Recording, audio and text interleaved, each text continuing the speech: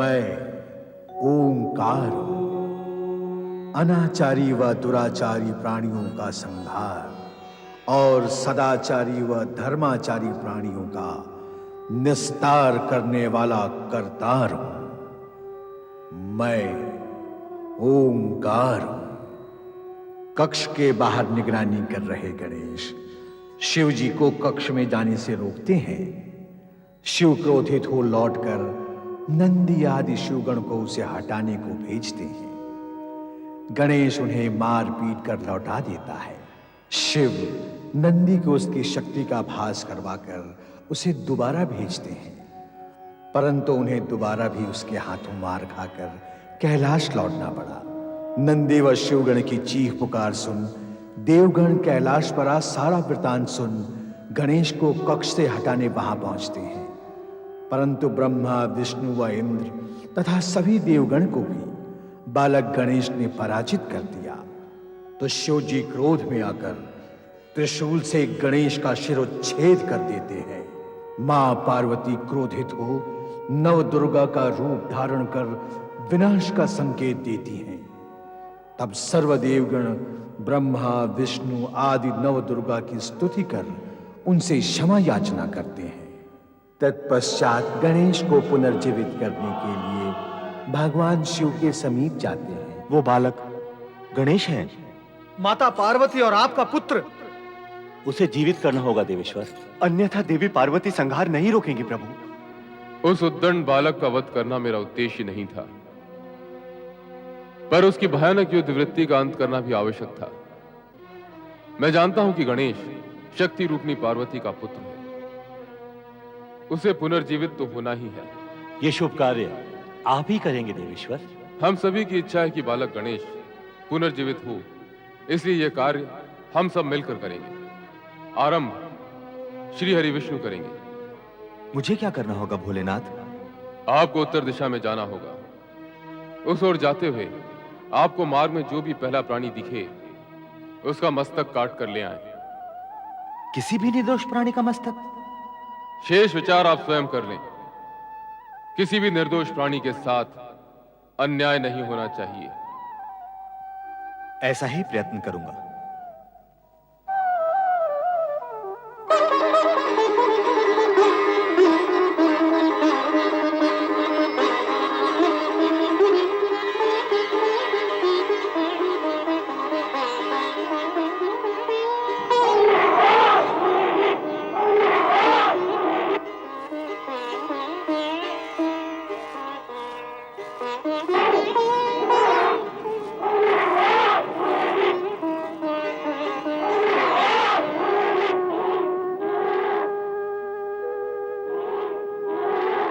आपको उत्तर दिशा में जाना होगा। उस ओर जाते हुए आपको मार्ग में जो भी पहला प्राणी दिखे उसका मस्तक काट कर ले आए। यही तो है पहला प्राणी, इस निर्दोष का मस्तक।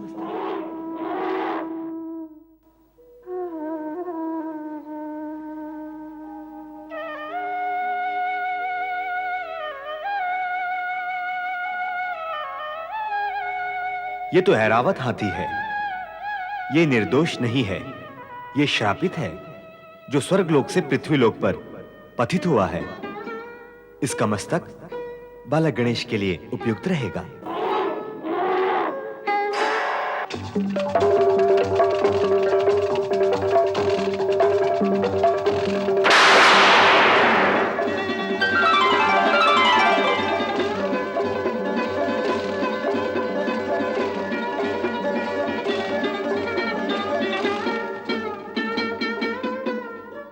श्री हरि विष्णु के चरणों में ऐरावत का कोटि कोटि प्रणाम। आपके हाथों मेरा उद्धार हुआ और मैं श्राप मुक्त हो गया भगवान।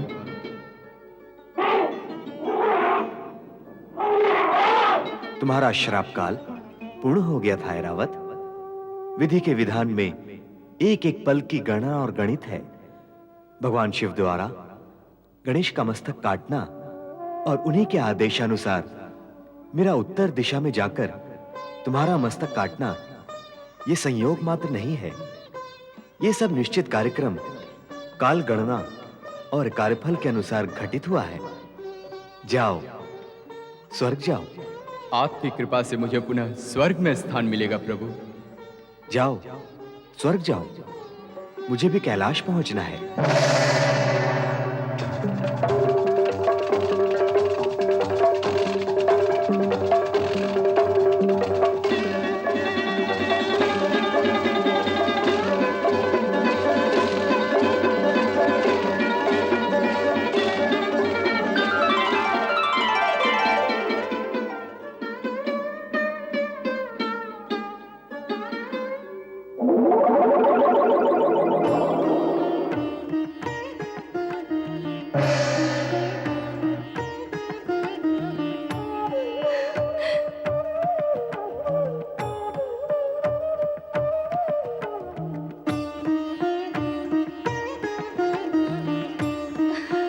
जय माता की। गणेश, गणेश,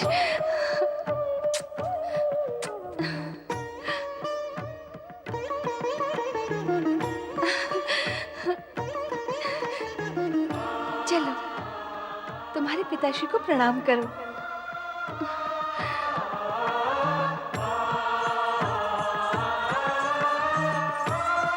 प्रणाम पिताश्री। गणेश गजानन हो गए।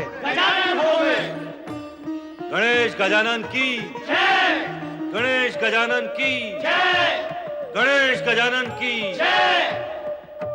पार्वती, तुम्हारी एक मांग तो पूर्ण हो गई, एक और शेष है। उसे भी पूर्ण कर दें स्वामी। हाँ, आज से पुत्र गजानंद गणेश की देवताओं में सर्वप्रथम पूजा होगी, ऐसा मैं अधिकार प्रदान करता हूं। गजानंद गणेश की पूजा किए बिना यदि कोई किसी अन्य देवता की पूजा करता है तो वो पूजा देवताओं को स्वीकार नहीं होगी। अतः गजानन गणेश सर्वप्रथम पूज्य देव माने जाएंगे। अवश्य सर्वप्रथम पूजनीय देव गणेश ही होंगे। प्रथम पूज्य देव श्री गजानन की जय हो। श्री गणेशाय नमः। पुत्र गजानन, अब तुम सभी देवताओं के पूज्य बन गए हो, इसलिए अब मैं ये घोषणा करती हूँ कि जो मनुष्य तुम्हें सिंदूर समर्पित करेगा, चंदन तथा पुष्पों से तुम्हारी पूजा करेगा, उसके समस्त विघ्नों का नाश होगा। श्री विघ्नेश्वराय नमः। पुत्र गजानन, तुम भाद्रपद शुक्ल पक्ष की चतुर्थी के दिन उत्पन्न हुए हो, इसलिए यह दिन गणेश चतुर्थी के नाम से प्रसिद्ध होगा। और यह दिन तुम्हारी पूजा करने वाले सभी भक्तों के लिए मंगलकारी होगा। गणेश गजानन की जय। भगवान भोलेनाथ की जय। गौरी पुत्र गजानन गणेश की जय।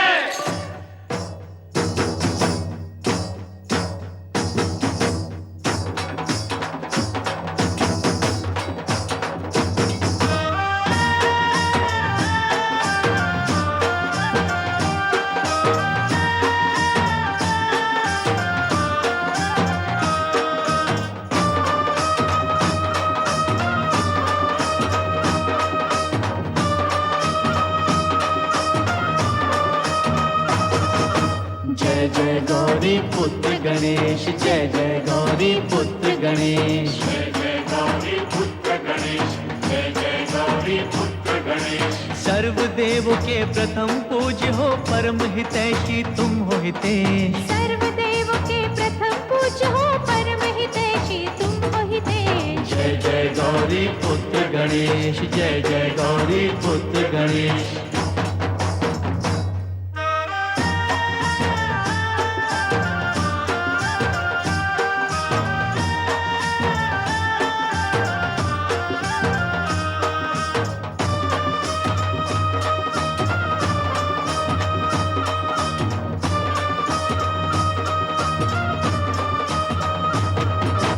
विशाल काया मूषक वाहन, प्रिय तुम्हारा मोदक भोजन। जय हो चतुर्भुज अष्ट विनायक, हे लंबोदर हे गणनायक। तुमसे ही तो शुभ हो जाता, तुमसे ही तो शुभ हो जाता नाचे सारा परिवेश।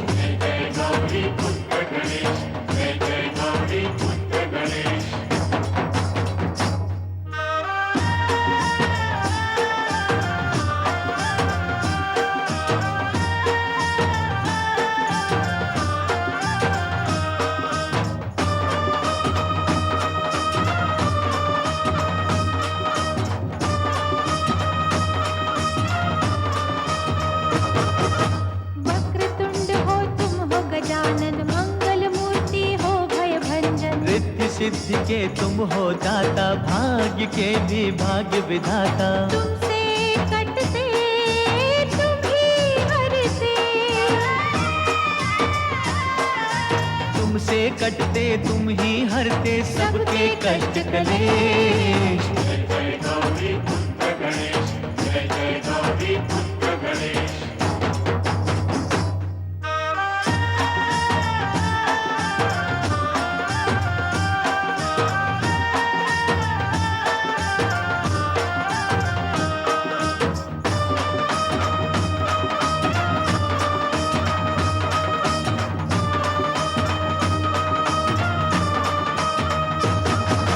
विघ्न हरता हो तुम सुख करता, जग के पालक हो दुख हरता। तुम ही करता तुम ही कारण, अर्थ समर्थ हो शुभ गुण कानन। तीनों लोक में शेष सभी हैं, तीनों लोक में शेष सभी है, तुम हो देव विशेष।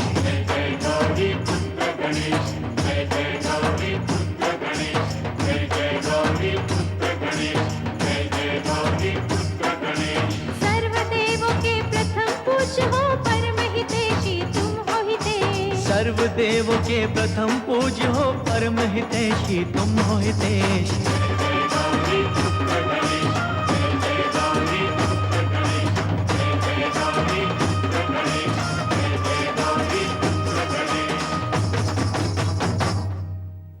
उसी समय से संपूर्ण जगत में श्री गणेश की पूजा प्रचलित हो गई। संपूर्ण आर्यावर्त में सिद्धिदायक, सुखकर्ता, दुख हरता के मंदिरों का निर्माण हुआ। इस प्रकार भाद्रपद शुक्ल चतुर्थी से गणेश देव व मानव के पूज्य बन गए। इस सुखद बेला में वे अपने अग्रज कार्तिकेय से मिले अवश्य, किंतु भविष्य का घटनाक्रम योग निद्रा में सोए श्री हरि विष्णु को कुछ अनोखे ही सत्य का संकेत दे रहा था। स्वामी, ये किस निद्रा में मग्न हैं आप? सुनिए, ऐसी भी क्या योग निद्रा? मेरे प्रश्न का उत्तर दीजिए स्वामी। स्वामी नारायण नारायण नारायण, लक्ष्मी नारायण नारायण नारायण। श्री हरि विष्णु और माता लक्ष्मी नारद का प्रणाम स्वीकार करें। आओ नारद, भले समय पर आए। माता, क्या मैं इससे पूर्व कभी बुरे समय पर आया हूं? नारद, तुम शब्दों की खींचतान बहुत करते हो। मेरा अभिप्राय था कि इस समय मुझे तुम्हारी आवश्यकता है। माता, मैं तो सदा आपकी सेवा में उपस्थित हूं, परंतु आज आप कुछ उद्विग्न दिखाई दे रही हैं। सब कुछ कुशल मंगल तो है ना? जो संपूर्ण जगत का कुशल मंगल विचारते हैं, उन्हें अमंगल क्या होगा? पर इस समय तुम्हारे आने से सुविधा ये हुई है कि तुम मेरी सहायता कर सको। कैसी सहायता माता? मैं तुम्हारे इन नारायण नारायण को बहुत समय से पुकार रही हूँ, पर उत्तर नहीं। जब मुझे मेरी पुकार का उत्तर नहीं मिल रहा, तो तुम्हें तुम्हारे प्रश्न का उत्तर मिलने का तो प्रश्न ही नहीं। आपकी पुकार के स्वर मंद रहे होंगे माता। तो क्या गर्जना करती, जिसके स्वर तीनों लोकों में सुनाई देते? सदा जैसे पुकारती हूँ वैसे ही पुकार रही थी। सदा सुन लेते हैं, पर आज बार बार पुकारने पर भी योग निद्रा का त्याग ही नहीं कर रहे हैं। आप प्रभु और इनकी योग निद्रा से अपरिचित तो नहीं ना माता? ये जागृत अवस्था में भी निद्रा मग्न रहते हैं और निद्रा अवस्था में भी जागते रहते हैं। ये भी तो ज्ञात नहीं होता कि ये कब योग माया में लीन हो जाते हैं और कब मुक्त हो जाते हैं। किंतु प्रभु को पुकार तो सुननी ही चाहिए। प्रभु किसी की पुकार अनसुनी नहीं करते। फिर आपकी पुकार जो उनके अत्यंत निकट है, उसे कैसे अनसुनी कर सकते हैं? नारायण नारायण। देवी लक्ष्मी, नारद सत्य कह रहे हैं। यदि मेरा अनुमान सत्य है तो आप योग माया में लीन भविष्य का कोई दृश्य देख रहे थे, है न प्रभु? उत्तम, अति उत्तम नारद। तुम्हारे तथ्य, अनुमान, कथ्य सभी सत्य हैं। अब कृपा कर यह बता दे कि आप भविष्य का कौन सा दृश्य देख रहे थे? मैं गणेश व कार्तिकेय की क्रीड़ाओं व लीलाओं को प्रत्यक्ष रूप से देख रहा था। वर्षों से उनकी लीलाओं से सारा कैलाश ही नहीं, संपूर्ण जगत गुंजायमान हो रहा है। देखने और कहने के पश्चात आप सोचने क्या लगे प्रभु? भगवान, आपका इस प्रकार विचार मग्न होना एक और सत्य प्रकट करता है कि आप भविष्य की किसी ऐसी घटना के विषय में चिंतन कर रहे हैं जो शुभ और सुखद नहीं है। मेरा अनुमान सत्य है न प्रभु? सदा ही तुम्हारा अनुमान सत्य नहीं होता नारद, और हो भी तो सदा ही हम हां कहने की स्थिति में नहीं होते। माता, अपने पति के पक्ष में इस प्रकार हंसकर मुझे निरुत्साहित करना क्या उचित है? यदि मेरा अनुमान सत्य भी होगा तो भी भगवान हां नहीं कहेंगे। क्या यह उचित है माता? सुनो नारद, विषय गंभीर है।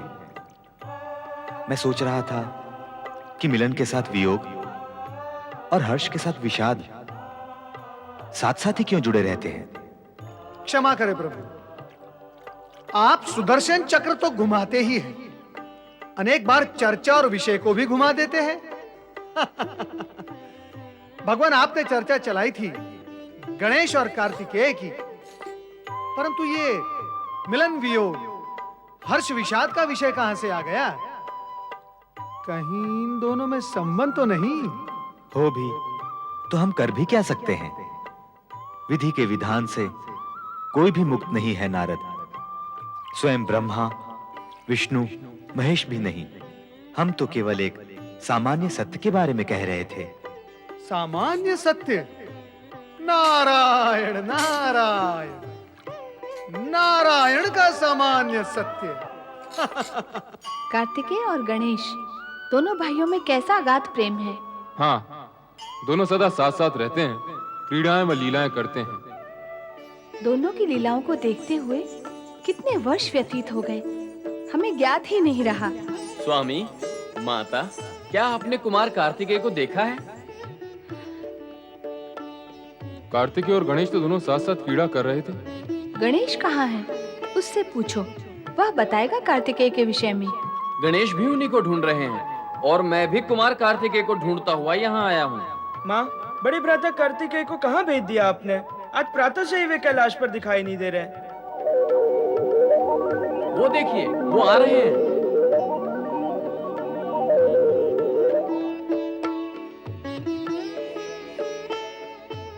प्रणाम माता।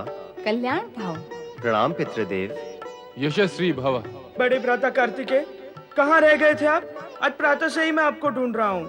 हाँ पुत्र, बिना बताए कहाँ चले गए थे तुम? हम सब चिंतित थे। जाया करो तो बताकर जाया करो। माता, मेरा मन जब भी अगस्त ऋषि से मिलने का इच्छुक होता है तो मैं दक्षिण दिशा में स्थित उनके आश्रम में चला जाता हूँ। बताकर जाते तो हमें चिंता न होती।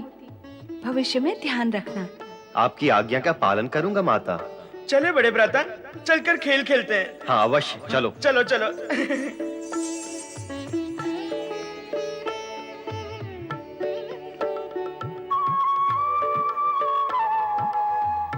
स्वामी, हमारे दोनों पुत्र युवा हो गए हैं।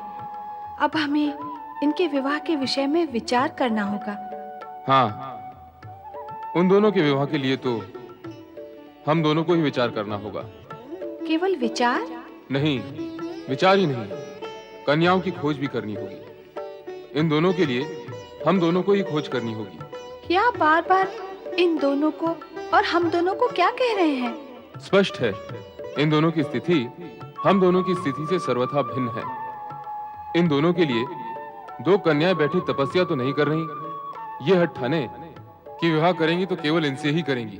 आपका नाम अवश्य भोलेनाथ है, पर इतने भोले नहीं हो जितने दिखाई देते हो। पकड़ो गणेश को। नंदी भैया, मैं यहाँ हूँ नंदी भैया। पकड़ो, मैं यहाँ हूँ नंदी भैया। पकड़ो पकड़ो, मैं यहाँ हूँ नंदी भैया, यहाँ आइए। नंदी भैया, मैं यहाँ हूँ नंदी भैया।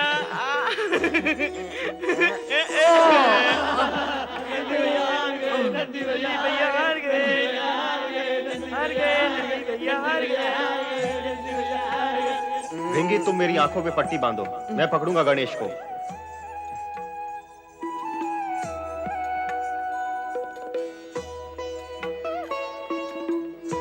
पकड़ो गणेश को। बड़े भ्राता, पकड़ो पकड़ो पकड़ो बड़े भ्राता, मैं तो यहाँ हूँ। नहीं नहीं, बड़े भ्राता, कार्तिकेय भ्राता, मैं यहाँ हूँ। आइए आइए। यहाँ आइए बड़े भ्राता, मैं यहाँ हूँ। बड़े भ्राता, मैं तो यहाँ हूँ। बड़े भ्राता हार गए। देखा स्वामी आपने, गणेश कुटिलता करने लगा है। नहीं देवी, ना तो ये कुटिलता है ना चतुराई, ये तो मात्र बाल क्रीड़ा है। गणेश कुटिल तो है ही नहीं। पर कार्तिकेय और अन्य सभी अकारण ही थक रहे हैं। क्रीड़ा में यही तो होता है, प्रतिद्वंदी को थका के छकाया जाता है, जिससे विजय की संभावना बढ़ती है। क्रीड़ा करने वाले सभी दल ऐसा ही करते हैं। ये रहा फल, चलाइए बाण। गणेश, चलाओ बाण।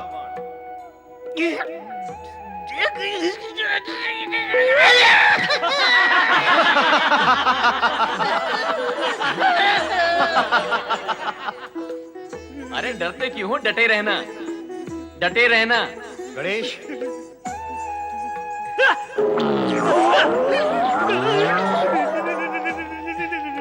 चलो। अरे डरते क्यों हो, डटे रहना। हाँ।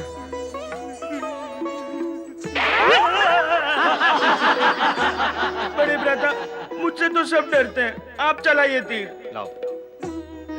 मेरे प्राण तो बच जाएंगे ना। अरे डर मत।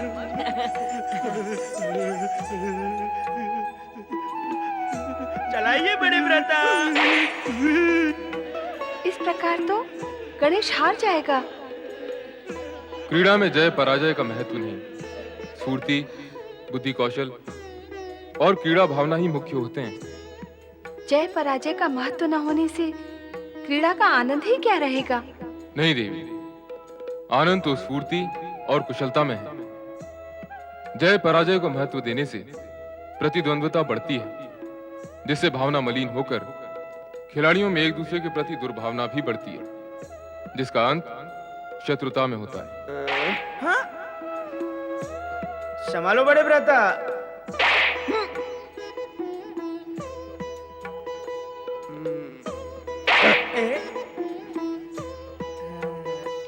ये लो बड़े भ्राता। गणेश, तुम कुटिलता कर रहे हो। बड़े भ्राता, छोटा हूं ना, भूल तो हो जाती है। दोनों भाइयों में प्रेम और स्नेह है। होना भी चाहिए, स्वाभाविक है। चर्चा का विषय तो तब होता जब दोनों में वैर अथवा घृणा होती। पर स्वामी, क्या यह आश्चर्य का विषय नहीं कि भाइयों में बैर और घृणा होती है? आश्चर्य उनके लिए जो प्रेम और स्नेह की गति को स्वाभाविक और जीवन का एक आवश्यक अंग मानते हैं, पर जो स्वार्थ, भौतिकता और अधिकार के भ्रम में पड़कर मिथ्या सुख को ही सर्वोपरि मानते हैं, उन्हें ना तो आश्चर्य होता है, ना ही लाज आती। जगत में व्याप्त सत्य कुछ भी हो, पर हमारे पुत्रों में प्रेम भाव है।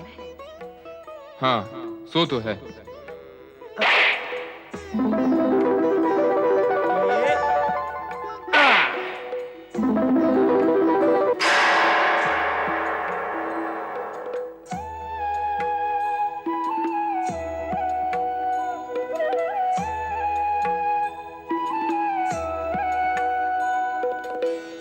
माताश्री और पिताश्री को विनम्र प्रणाम। कल्याण भव। अरे तू अब तक पुष्प लिए घूम रही है? मैं घूम नहीं रही, प्रतीक्षा कर रही हूँ। अच्छा, तो अब तू भी प्रतीक्षा करने लगी? बुद्धि की बैरी, वाणी को विराम दे। मैं भगवान शिव की प्रतीक्षा कर रही हूँ कि कब वो समाधि स्थल पर आए और मैं उन्हें पुष्प अर्पित करूँ। देख देख, वो आ गए। दोनों पुत्रों की आयु विवाह योग्य हो गई है। अब हमें इनका विवाह कर देना चाहिए। मैं दोनों से पूछकर उनकी इच्छा भी जान लेती हूँ। क्या पूछना उनसे? उनकी इच्छा अर्थात यही कि वे भी विवाह के लिए सहमति दें। लगता है दोनों में महत्वपूर्ण चर्चा हो रही है, इसीलिए तो विलंब हुआ है। देवी पार्वती, हम दोनों उनके माता पिता हैं और वे हमारी संतान। अभी वो युग नहीं आया है कि विवाह के लिए संतान की इच्छा और सहमति आवश्यक हो।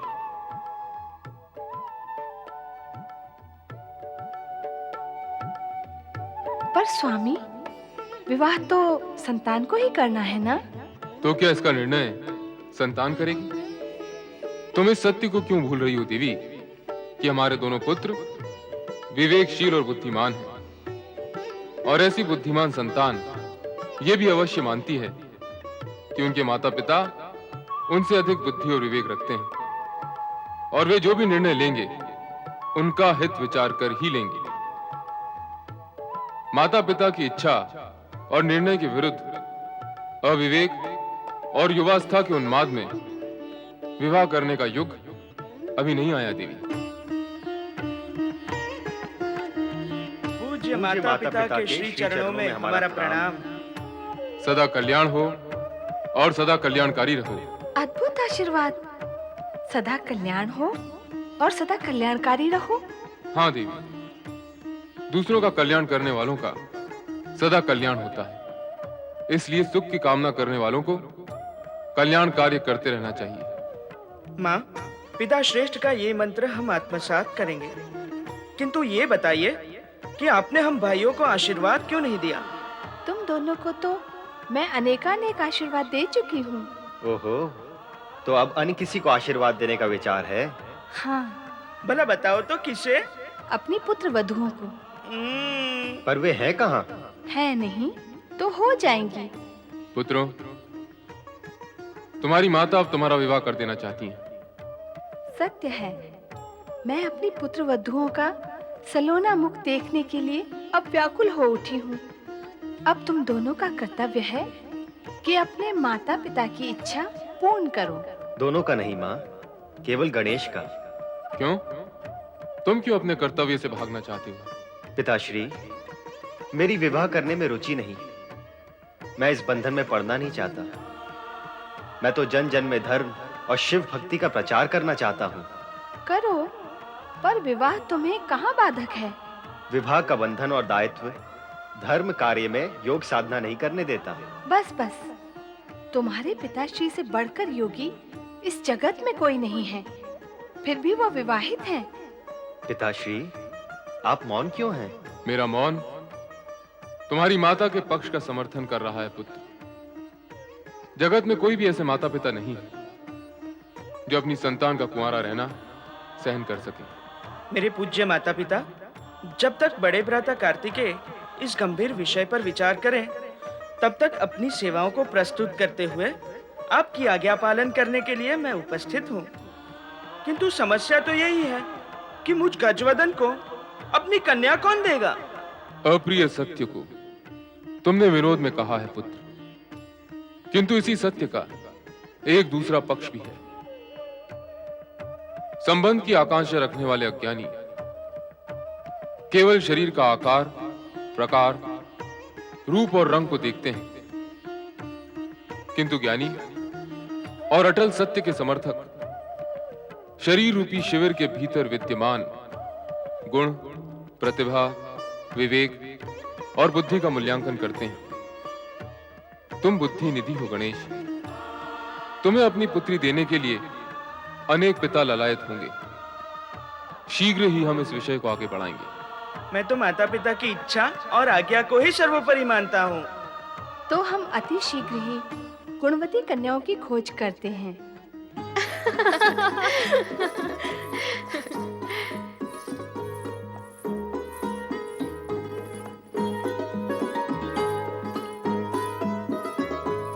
बुद्धि का प्रणाम स्वीकार करें पिताश्री। सिद्धि का प्रणाम स्वीकार करें पिताश्री। आयुष्मान भव पुत्रियों, सदा सुखी और प्रसन्न रहो। हमारे सुख के लिए हमें तीर्थ यात्रा पर जाने की आज्ञा दे पिताश्री। हाँ पिताश्री, हम दोनों बहनें तीर्थ यात्रा पर जाना चाहती हैं।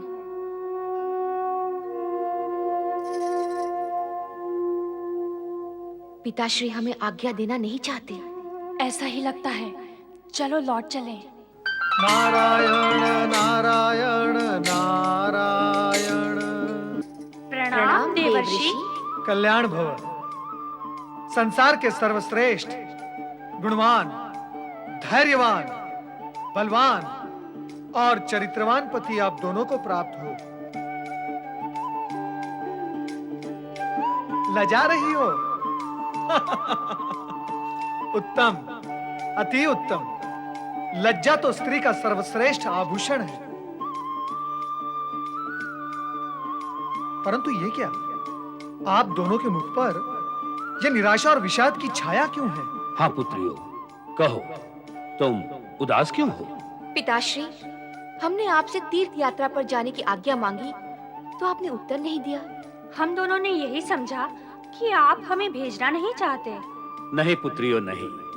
तीर्थ यात्रा जैसे पुण्य और शुभ कार्य के लिए भला मैं तुम्हें कैसे रोक सकता हूँ? अवश्य जाओ और तीर्थों में अपने इष्ट देवी देवताओं से अपने योग्य वर पाने के लिए प्रार्थना करो, ताकि मैं भी अपने दायित्व से मुक्त हो सकूं।